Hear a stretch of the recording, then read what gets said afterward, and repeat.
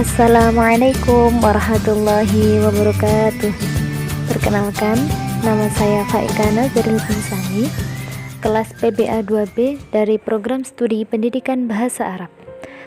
Di dalam tugas ujian tengah semester ini, pada mata kuliah Al-Quran dan Hadis, saya mengangkat tema tentang konsep dasar Al-Quran dan Hadis. Sebelum membahas tentang takrif dari Al-Quran dan Hadis, sangat penting sekali memahami pengertian tentang wahyu, apa saja dan bagaimana cara penyampaiannya.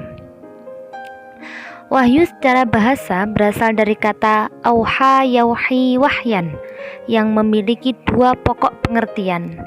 Yang pertama al-khafa yang berarti tersembunyi, dan as-sur'ah yang memiliki arti cepat. Oleh karena itu, secara epistemologis, wahyu didefinisikan sebagai informasi secara tersembunyi dan cepat yang khusus ditujukan kepada orang tertentu tanpa diketahui orang lain.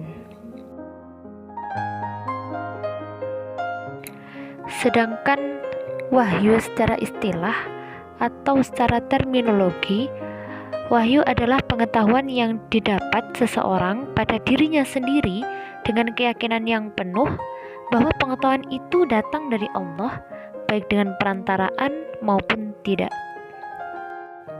Kemudian kita membahas tentang bagaimana cara penyampaian wahyu.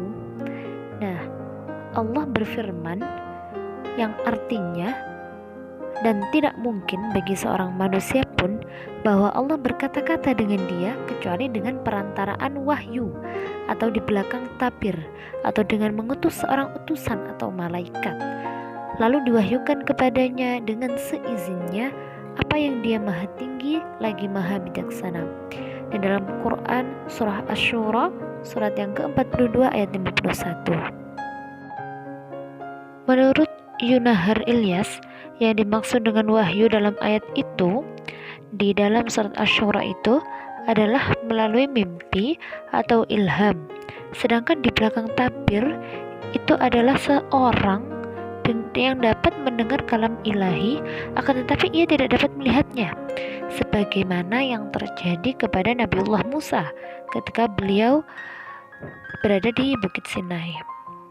Dan dari kandungan ayat di atas dapat difahami ada 3 cara Allah menyampaikan wahyu kepada Nabi dan Rasulnya. Yang pertama, melalui mimpi yang benar. Contohnya, mimpi Nabiullah Ibrahim alaihissalam agar menyembelih putranya Nabiullah Ismail, yang pada saat sekarang ini kita mengenalnya dengan syariat berkurban. Itu juga sebuah wahyu. Kemudian yang B, dibalik tabir. Penyampaian wahyu ini sifatnya langsung tanpa perantaraan malaikat. Contohnya kejadian Nabi Musa alaihissalam tadi di Bukit Sinai.